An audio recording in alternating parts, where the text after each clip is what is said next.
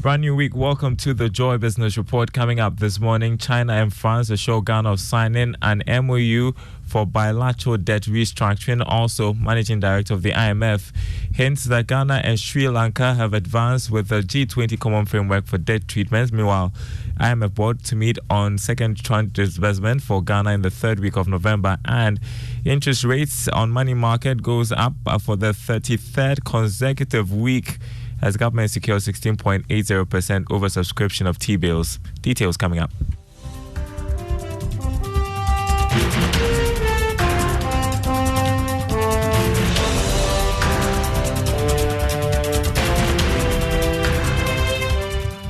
My name is Darryl Kwao. Thanks for being with us this morning. Hello to our friends listening from Koforidua on KTU Radio.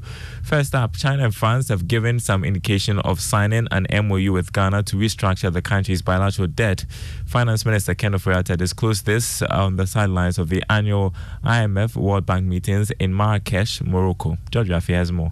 Answering questions from journalists in Marrakesh, Morocco, the Finance Minister, Ken Ofori-Atta, noted that he is optimistic about securing the financing assurance based on the engagements he'd had with these two countries. We had met the governor of the Central Bank of China. We don't perceive any reluctance on their part to participate in this positively. The Finance Minister also revealed that they are hopeful of doing more than 2% growth rate by the end of this year. Yes, I think the fund expected us to do 1.5% by year end. Therefore, we expect it to be maybe closer to 2.5% at the end of the year, which is really strong. Ken Ofori-Atta also gives some update on what is being done on tax exemptions to help improve revenue mobilization for the country. We already went through Parliament with this issue of tax exemptions and how to make sure that they are relevant to the agenda of, at the same time, getting investors in.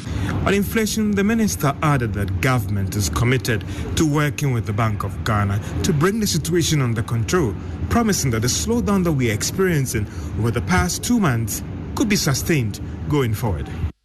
George Rafi reporting from Marrakesh, Morocco at the just ended IMF World Bank annual meetings. We've got more for you from there this morning because the Managing Director of the International Monetary Fund, Kristalina Georgieva, has hinted that Ghana and Sri Lanka have advanced with the G20 Common Framework for Debt Treatments. This should soon pave the way for a probable agreement with the bilateral creditors for the external debt restructuring. Finance Minister Ken Ofori-Atta has already indicated that Ghana will conclude negotiations with its bilateral creditors, including China, by the end of the year. Speaking at a press briefing, Ms. Georgieva said her outfit has made progress on debt resolution for countries in debt distress. More agreement on how to go about debt restructuring today, and it is visible in progress of common framework and non-common framework cases that are currently under discussion. Some of them completed, like Chad, Zambia. Some of them very well advanced, like Sri Lanka and Ghana. Some of them speeding up because they need to, like Ethiopia. But that sense of constructive progress is there. Kristalina Georgieva there, Managing Director of the International Monetary Fund, while the Director of the IMF Africa Department, Abebe Selassie, has indicated that it's not the turn of the bilateral creditors to respond positively to the corrective measures Ghana has taken. Pleased with the progress that has been made in implementing the program since it was approved by the board, and even a little before, because there were quite a number of important steps that have been taken. Action is also needed from creditors' side, of course. We're very, very hopeful that the ongoing discussions amongst official creditors will also expeditiously allow us to conclude the upcoming review.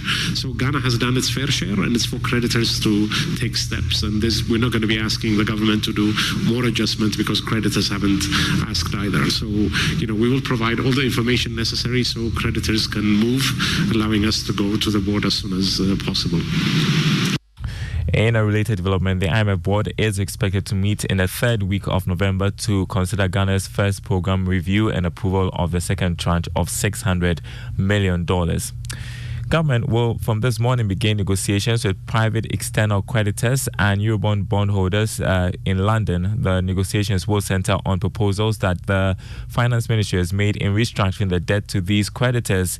Now, the Finance Minister tells Joy Business the government is hoping to close a deal with these private creditors before the end of the year. This is part of a broader move to conclude negotiations on the external debt restructuring. There's a full interview that is going to be coming up this Thursday at 9 p.m. on a PM Express Business Edition with the Finance Minister Ken Ofori-Atta. You should be on the lookout for that. While in other news, interest rates on the money market went up for the 33rd consecutive week. However, government was able to record a 16.80% oversubscription of the Treasury bills to the tune of 2.620 billion cedis. Here's more in this report. According to the auction results from the Bank of Ghana, the yields sustained their upward trend. This will increase the government interest payment. The 91-day bill increased by 0.29% to 29.19%, while the 182-day expanded 0.21% to 31.42%. The 364-day also advanced to 33.21% from 33.01%. Meanwhile, the government accepted 2.610 billion cedis of the total bid, though the target for the offer was 2.243 billion cedis. The proceeds from the auction will, however, be used to refinance maturing bills of 2.09 billion cedis. Chunk of the offer came from the 91-day T-bills. About 2.296 billion cedis were tendered, but 2.102 billion cedis were accepted. For the 182-day bill, the government accepted almost all the bids worth 324.09 million cedis.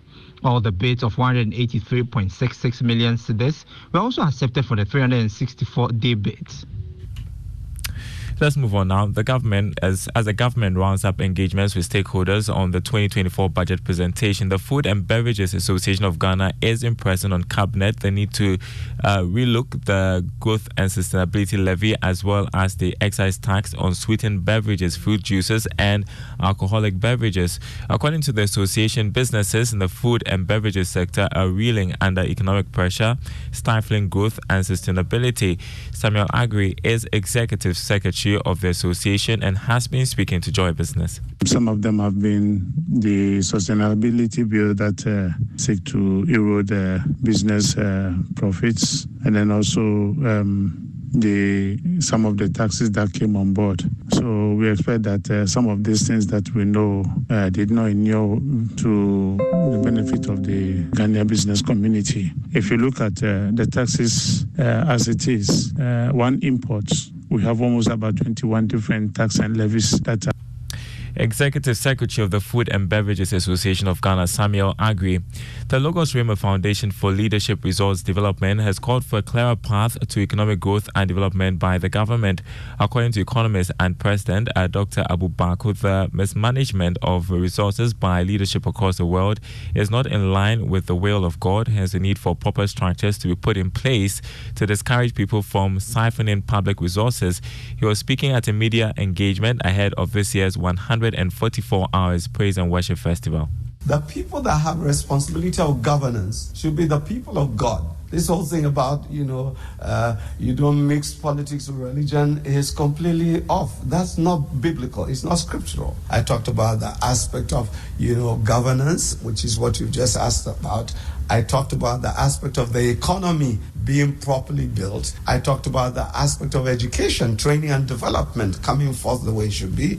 I talked about the aspect of science and technology, then talked about the aspect of the media of communication. Dr. Abu Bakr is an economist and president of the Logos Rema Foundation for Leadership Resource Development.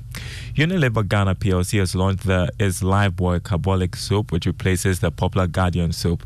According to category marketing manager of skin cleansing at Lifebuoy, Frederick Asari, the company is committed to providing quality and affordable products for customers. He was speaking at a hand-washing campaign at the Services Basic School at Berwacamp here in Accra. We will continue our journey in driving hand hygiene